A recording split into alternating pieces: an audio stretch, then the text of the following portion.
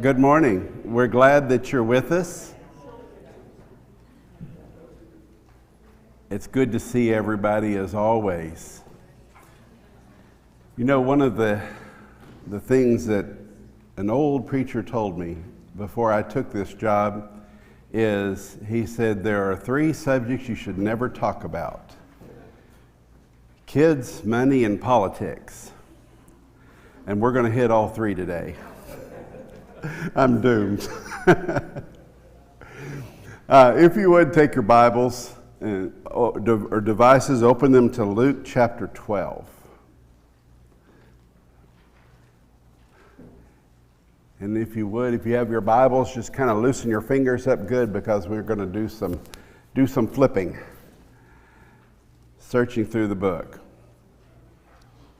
While you're looking for that, I wanted to finish up just a little bit of last week's lesson that we didn't get to. Many of you are familiar when Jesus did the woe to the Pharisees. He talked about them, how they're so concerned about the traditions that they follow, and instead of the heart, where the heart is in following God. He talked about how they're worried about the outside of the cup, that the outside of the cup is clean, but the inside of the cup is full of greed and deceit and all kinds of vileness, he calls it. At some points during his ministry, he called them a brood of serpents, offspring of snakes. He called them like whitewashed tombs. They look pretty on the outside, but on the inside, they're full of dead men's bones. And so I've always had this kind of adversarial relationship, considering the relationship between Jesus and these scribes and Pharisees and these Jewish leaders. But what I never really considered was the fact that he was doing this out of love. Think about that. Could Jesus talk to the scribes and Pharisees this way out of love? And if so, what would the purpose be? What do you think the purpose of Jesus talking to the Pharisees and scribes and leaders this way? What did he hope to accomplish? I'm sorry? To try to sway their hearts. How about some shock therapy? Just to wake them up, to make them seriously consider their position. He didn't do it to create animosity. He didn't do it to create hatred. He did it to try to restore them, to try to bring them back. How do we know this? How do we know that he wanted to restore them instead of condemn them? I'm sorry? He wanted to restore everybody. He wanted to restore everybody. It says that for Jesus came into the world not to condemn the world, but the world through him might be saved. That included the scribes and Pharisees, didn't it? And then what made me think about this was reading about Jesus on the cross. And you think about him hanging there and looking down at all the people who put him there. All the people who were spitting at him and ridiculing him, making fun of him, taunting him, and even probably the soldiers that nailed him to the cross. And what did he say? Father, forgive them, for they don't know what they're doing. And so it made me look on the Pharisees and scribes and leaders with a different light, and make me think about people in my own life. Who are the people out there that I have adversarial relationships with? Do I love them that much? Do I love them enough to try to reach out to them? Do I pray for them that they would be saved?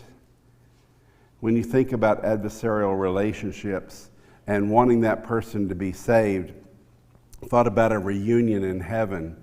What do you think David would think when he meets Bathsheba's husband in heaven?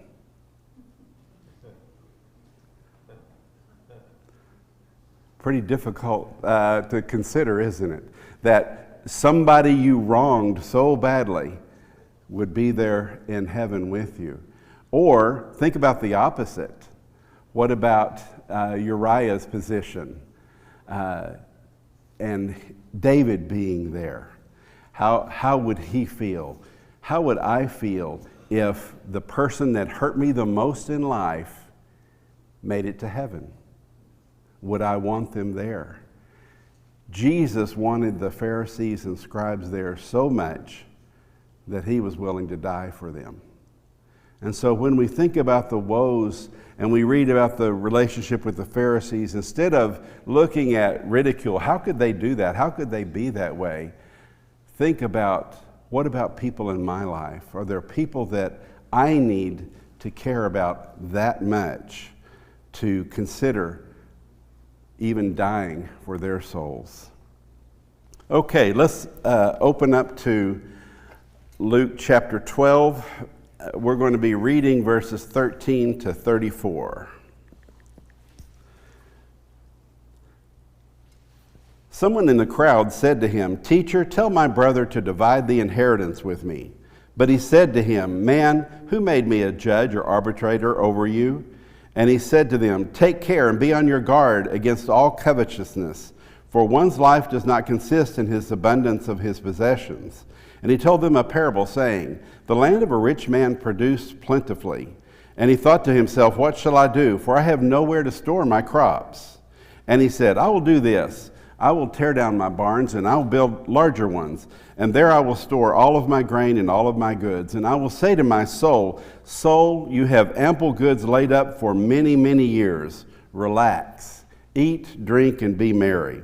But God said to him, 'Fool, this night your soul is required of you, and the things that you have prepared, whose will they be?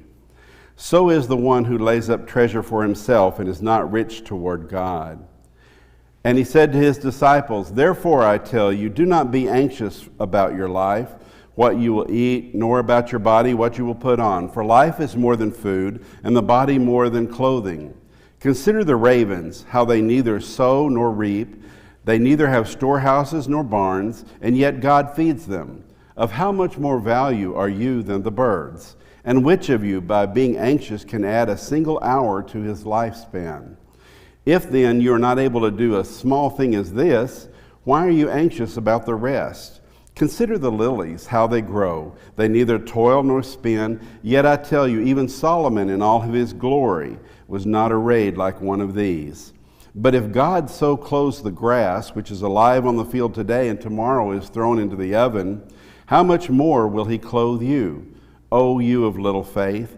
And do not seek what you are to eat and what you are to drink, nor be worried. For all the nations of the world seek after these things, and your Father knows that you need them. Instead, seek his kingdom, and these things will be added to you. Fear not, little flock, for it is your Father's good pleasure to give you the kingdom. Sell your possessions and give to the needy. Provide yourself with money bags that do not grow old, with a treasure in the heavens that does not fail, where no thief approaches and no moth destroys. For where your treasure is, there will your heart be also." How do we measure success? When you see a person in a restaurant, sitting there eating at a table, and you're looking at that person, how would you consider him to be successful? What would you look for? The way they're dressed. The way they're dressed? Okay. What else? What they eat, what they order, whether they eat off the value menu or they go for the whole thing. What else? What else do we look for? How kind they are to the waiters. How they treat the staff, how they're attended by the staff. Does the staff treat them with deference? You know, do they really fawn on them? These are all things that we look for. How about how big a tip they leave? Have you ever noticed when somebody lays down a $50 bill for a tip? So these are all outward signs that we look for. When we see somebody driving down the road, do we measure how successful they are by the kind of car they drive? Whether it's a new one or whether it's smoking or leaking oil or whether it's shiny and still has a sticker on it. I remember somebody that was a neighbor of ours that every year, every 2 or 3 years, they would get a new car and they would leave the price tag on it for months and months and months. And we always thought they just wanted everybody to see how much they paid for this Cadillac. And so typically in the world, we measure success by possessions, by how much you have, how much you accumulate. Jesus had just finished talking to the Pharisees about how much they need to repent, how much he loves them, how they could gain eternal life. But while he's teaching, a man interrupts him out of the blue. And he says, "Teacher, tell my brother to divide the inheritance with me." Can you imagine you're somewhere, you're teaching them, you're sharing your heart with them, you're trying to talk to them about deep spiritual truths, and then somebody comes up and says, "Tell my brother to divide the money with me"? Well, how do you think Jesus felt with this interruption about getting in a family squabble?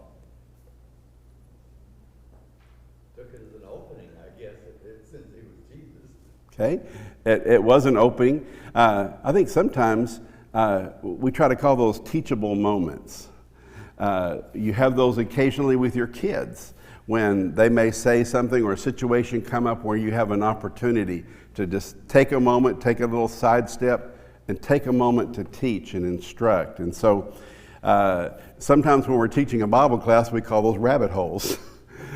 Somebody brings up a subject and we go off and we have to go down this rabbit hole to teach a point. But so Jesus gets off of the subject that he was on and he talks about this inheritance. How does he reply to the man? What does he say to him?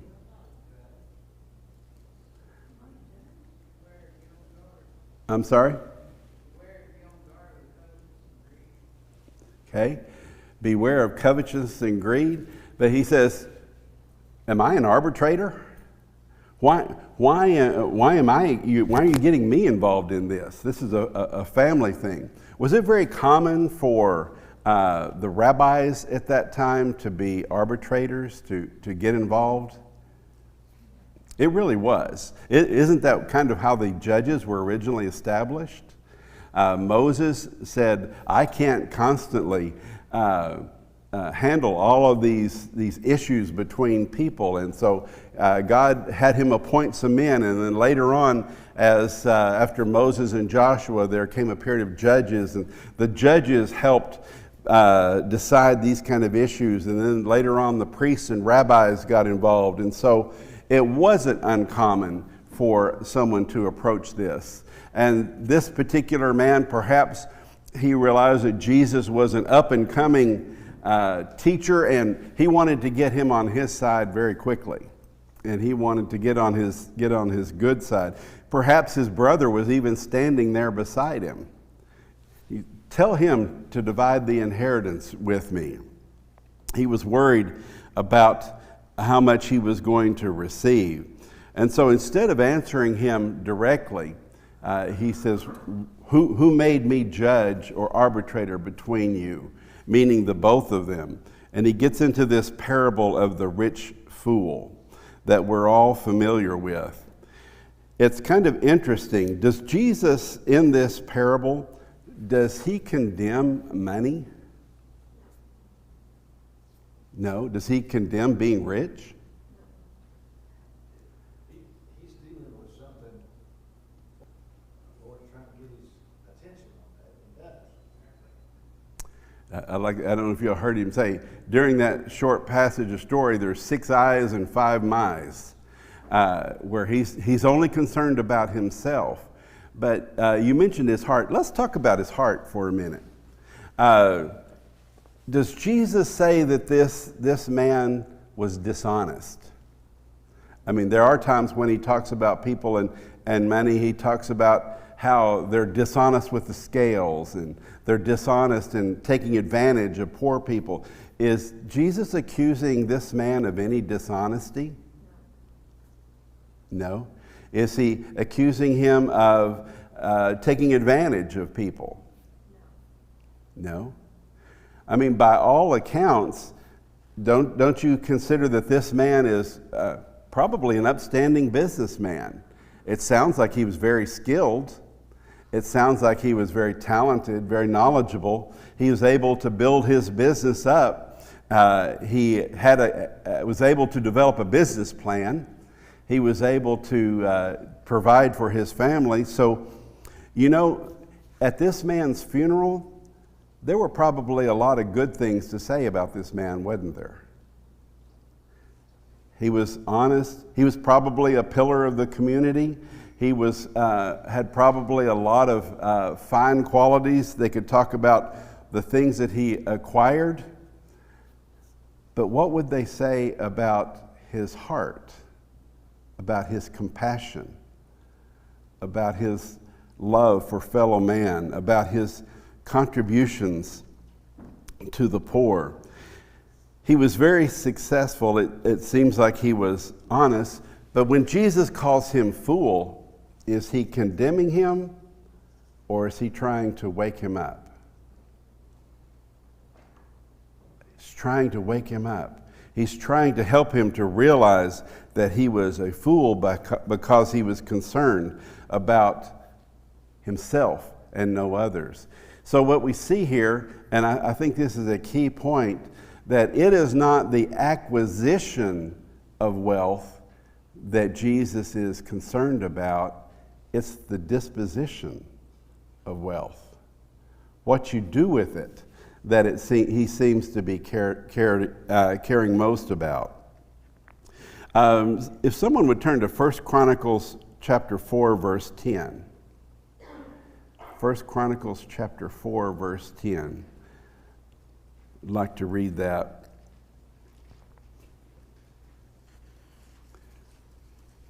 Who has that?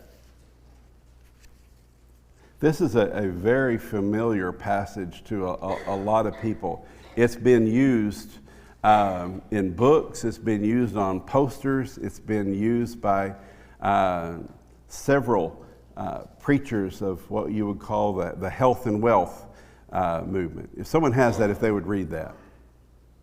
Betsy? And Jabez called that it may not grieve me, and God granted him that which he requested. Okay.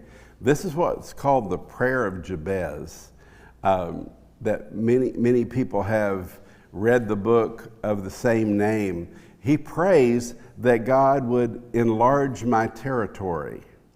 And it says that God granted his request. So here again we see that it's not the acquisition of wealth that Jesus is concerned about. It's the disposition of what we do with that wealth. Les, Yes. he's also asking God to do this. He's not saying, I'm going to do this. He's asking God to do it, and he knows where his blessings come Yes. from. He's asking God to provide that. He's not looking to his own wisdom and his own strength and his own plans. And he also asks for one other thing that we don't see in the rich man's plans. He asks God to keep him from what? Keep me from evil. He's asking God to guard his heart and to keep him in the right way.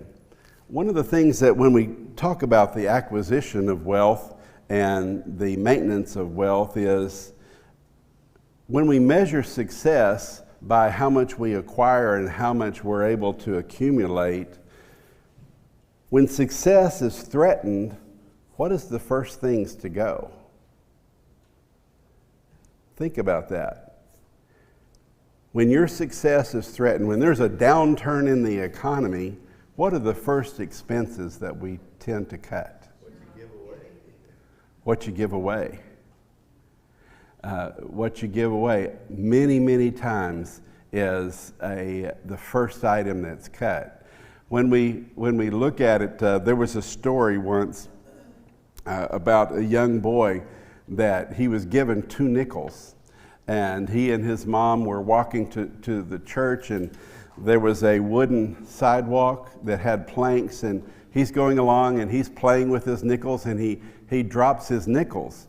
And one of the nickels falls on one of the planks, and one of the nickels falls between 2 planks and goes down underneath where he can't get it. And the boy looks at it and goes, well, there goes the Lord's nickel. Do we do the same when our success is threatened, when money gets tight? Is what we give away, what we are willing to share with other people, the first items that we look at cutting? Let's look at some of the mistakes that the rich fool made. He lacked a sense of values. He worried more about making a living than making a life. What do you think that means? He worried more about making a living than making a life.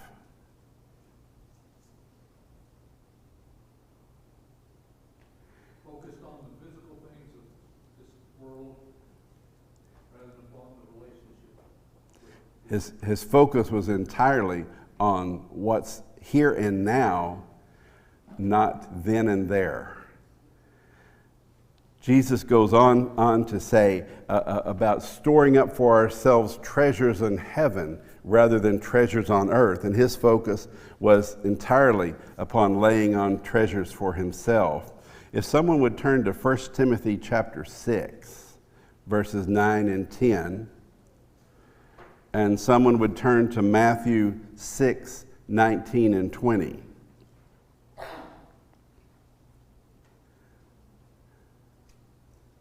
According to our text, while you're looking that up, this rich man never thought about what's God's will for his money, what God had plans for his wealth. His only thoughts were obtaining more. He lacked a sense of value in doing this. Has someone 1 Timothy 6, 9 and 10? Okay, Danny? Who desire to be rich fall into temptation, into a wander away from the faith, and pierce themselves with many pangs. Okay. The love of money, not money, the love of money is the root of all evil. And what does it cost? It says this craving has caused some people to do what? Wander away from the faith. Absolutely. Okay, who has Matthew 6, 19 through 20? Matthew chapter 6, verse 19 through 20. If you... Lay up for yourselves treasures on earth where moth and rust destroy, and where thieves. Yes. For where your treasure is, there your heart will be also. Okay. It talks about laying up things on earth, our treasures on earth, that moth and rust does consume and thieves break in and steal. How many of you remember your first car that you bought yourself, the one that you really, really wanted? Where is the car today?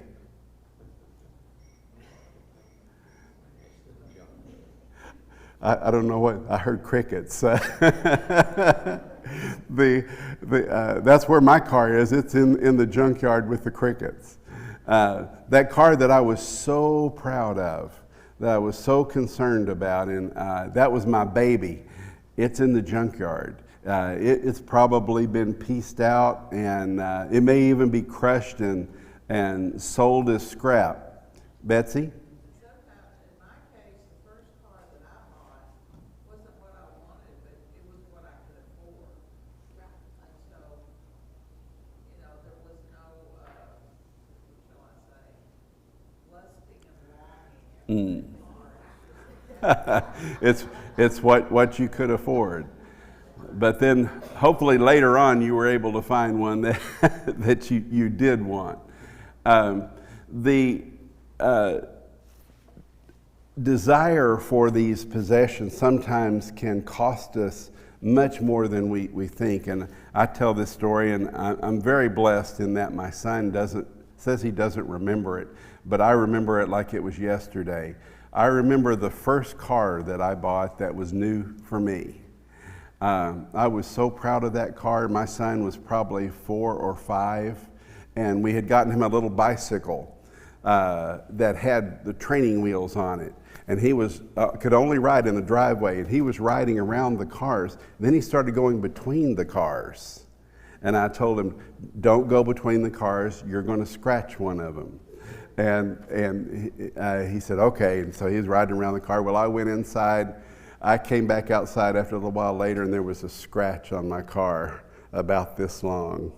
I had only had it a day.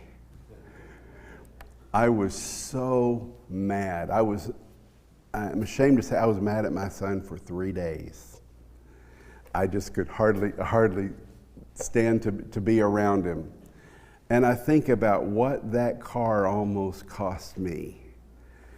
That desire for a possession, that craving for a possession almost cost me one of my most precious relationships. And so, how many relationships have gone aside for money? I mean, isn't that how this very question came up? Is 2 brothers fighting over an inheritance? As a tax preparer over many years and a banker for 18, I dealt with many people dealing with estates. And I can't even begin to tell you the number of families that have totally disintegrated fighting over money. And it makes me wonder about all these people that work so hard to accumulate all this money, if they knew what was happening to their money and what it has done to the family that they love so much, that they thought they were providing for, but instead what they thought would bring them together is what drove them apart. The second mistake that the foolish man made was he was selfish. Again, the words I and my are found 11 times in the 3 verses in this story. Part of our purpose here is to serve other people, to provide for the needs. One of the unique things that separated the church from the world in Acts chapter 2, what did it say about what people did with their possessions? They had all things in, and that anyone that had need was provided for. And then Barnabas is cited as an example, a man that took some of his own land and sold it and brought the money and laid it at the apostles' feet. He realized that possessions were for providing for people, not for simply acquiring more possessions. Wealth should only be enjoyed, wealth is not only to be enjoyed, wealth is to be employed.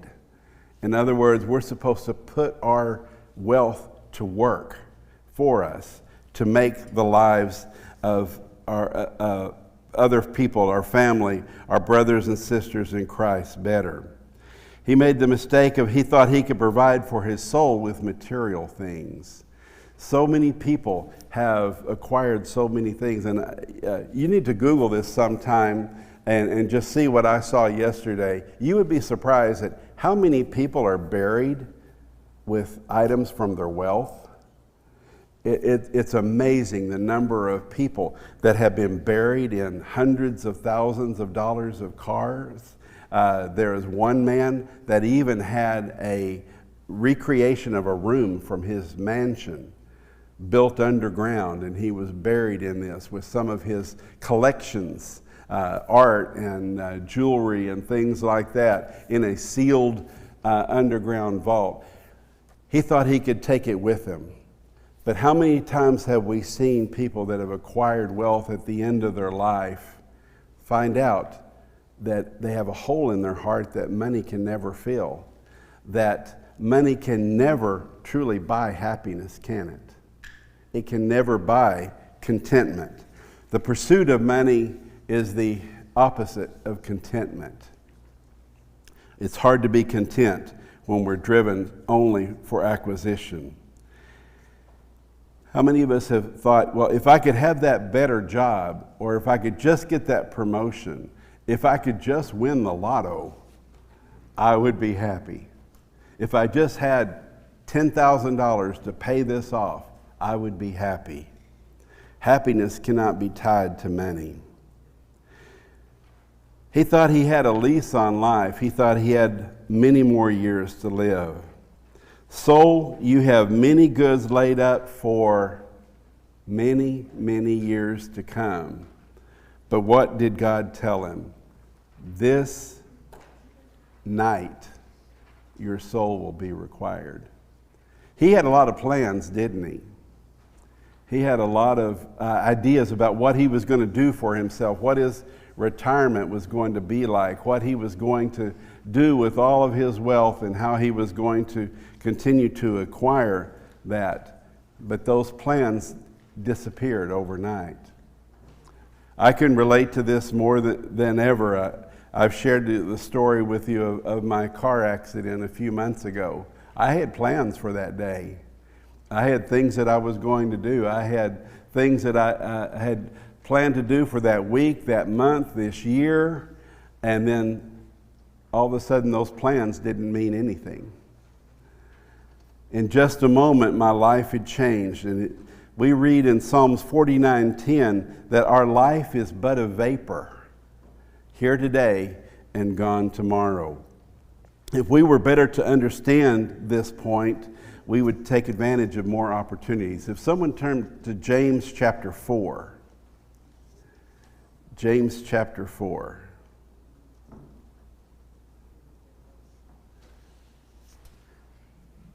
If you would read verses 13 to 15.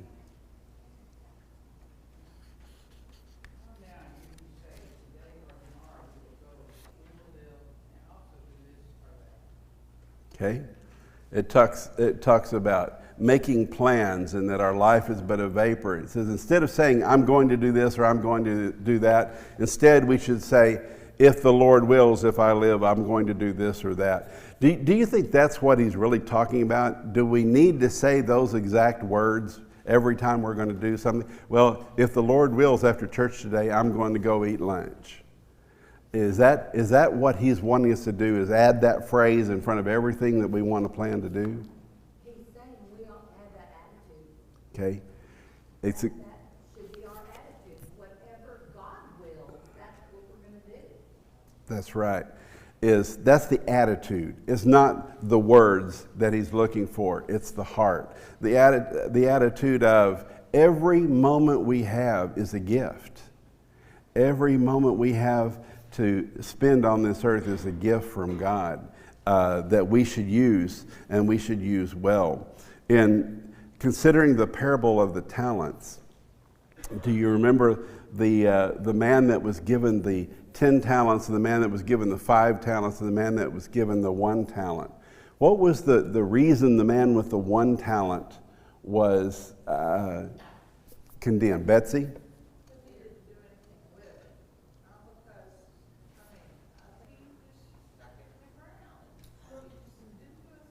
Okay. And why did he stick it in the ground? Do you remember? Why? He was afraid. He didn't trust, did he? He was afraid afraid that he would lose it. He was afraid of it says, I was afraid. I knew you were a strict master. And so he did nothing with it. The men that had the 5 talents and the men that had the 3 talents, they invested theirs. They put it to work. They put it out there, and they got back fruitful results. They doubled what they had done.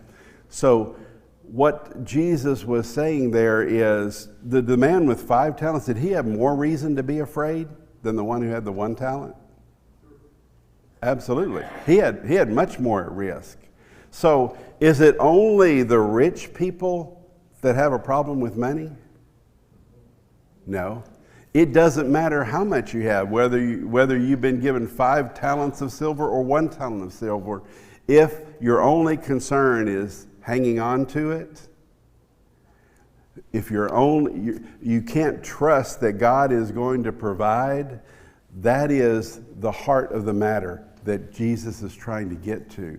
If hanging on to it is your only goal, providing for yourself is your only goal, then you're going to have things that you can't take with you. I remember my father, my father loved to do woodworking. And in his last few years, he built himself a shop out behind the house, and he acquired a nice table saw and a drill press, and he got some corner brackets and sawhorses and all these tools, a bandsaw, a router. He acquired all of these tools for doing that work. And he had all of these plans to what he was going to build for the house. But then he passed away suddenly. All of those plans, all of that acquisition was wonderful, and I'm the one that gets to enjoy it. I got to receive it, and it made me think about acquiring things. That when our goal is to acquire things, what are they going to be left? They're going to be left behind. We can't take it with us. And so we desperately need to learn the lesson about obsession. Let's move on in our text. Next, he talks about the beginning of verse 35. Stay dressed for action, keep your lamps burning, and be like men who are waiting for the master to come home from the wedding feast, so that they may open the door to him at once when he comes and knocks. Blessed are those servants whom the master finds awake when he comes. Truly I say to you, he will dress for service and have them recline at the table, and he will come and serve them. If he comes in the second watch or in the third and finds them awake, blessed are those servants. But know this, if the master of the house had known at what hour the thief was coming, he would not have left his house to be broken into. You must also be ready, for the Son of Man is coming in an hour that you do not expect. And Peter said, Lord, are you telling this parable for us all? And the Lord said, who then is the faithful and wise manager, whom his servant will set over his whole household, to give them their portion of food at the proper time? Blessed is the servant whom his master will find doing when he comes. Truly I say to you, he will set him over all his possessions. But if that servant says to himself, my master is delayed in coming, the master of that servant will come on a day when he does not expect him, and an hour when he does not know, and will cut him to pieces and put him with the unfaithful. And that servant who knew his master's will, but did not get ready or act accordingly to his will receive a severe beating. But the one who did not know and did deserve a beating will receive a light beating. Everyone to whom much is given, much will be required. And from whom they entrusted much, they will demand all the more.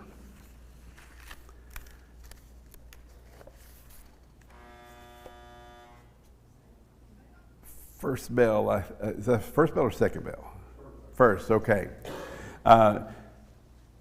Jesus follows up this passage about materialism by immediately going into being ready for the master to come, being ready, doing what we're doing. And I think it's interesting that he says, who then is the faithful and wise manager that the master will set over his household to give them their portion of food at the proper time? He's talking about a servant whose main responsibility is what? Taking care of others. What is the second great command? When Jesus was asked by the young Pharisee, Lord, what must I do to be saved? He said, first, love the Lord the God with all your heart, soul, mind, and strength. And the second is likened unto it, love your neighbor as yourself. We are given that same charge. We're given that same responsibility as this master was, that our focus on life should be taking care of that mission, making sure that we take care of the household. And what is the household that he's referring to? Mankind, especially those of the household of faith. that our mission, our purpose in life is to care for each other, to seek and serve the needs of each other, because the master is going to come back and see how well we have accomplished that mission. And what happens to the servant who doesn't accomplish that mission, who has instead looked for himself, taken what belonged to the others and used it only for himself? The master of that servant will come on a day he does not expect him, an hour he does not know, and will cut him into pieces and put him with the unfaithful. It says cut him into pieces. Does he mean literally chop him up? No. Have you ever been on a job and messed up and have your boss come in and cut you to pieces? He's going to get some stern lecture, isn't he? But it says then the true punishment comes. He's going to be put out with the unfaithful. Paula? Does your verse 40 towards the people he is entrusted with? Depriving them and keeping everything to himself. Exactly. And isn't that what all of our possessions are? They're the master's possessions. We're just but entrusted with them. And we're entrusted them for his purpose, not ours. And there's our second bell. Thank you.